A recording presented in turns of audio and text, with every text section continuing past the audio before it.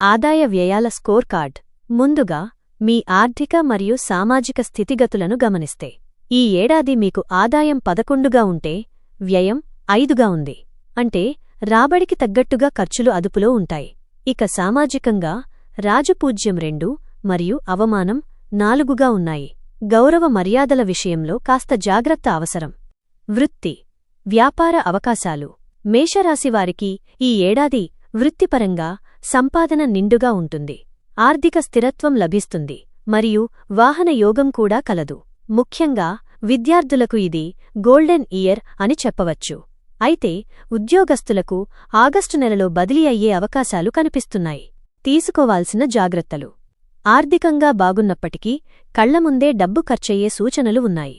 అధికారులతో మాట్లాడేటప్పుడు ఒత్తిడికి లోనవ్వకుండా నిలకడగా ఉండండి. ముఖ్యంగా బంధువులతో వాదనలకు దిగకండి. ఆగస్టు నెలలో ప్రతి అడుగు జాగ్రత్తగా వేయడం మంచిది. అదృష్ట పరిహారాలు.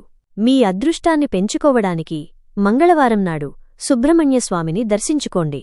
ఎరుపు రంగు దుస్తులు ధరించడం మీకు శుభప్రదం. గుర్తుంచుకోండి, మీ ధైర్యమే మీ ఆయుధం. ఈ ఏడాది జూన్ నెల మీకు అత్యంత లాభదాయకంగా ఉంటుంది. ఈ సమాచారం మీకు నచ్చినట్లయితే వీడియోను లైక్ చేసి మరిన్ని రాశిఫలాల కోసం మన ఛానల్ని సబ్స్క్రైబ్ చేసుకోండి. స్వస్తి.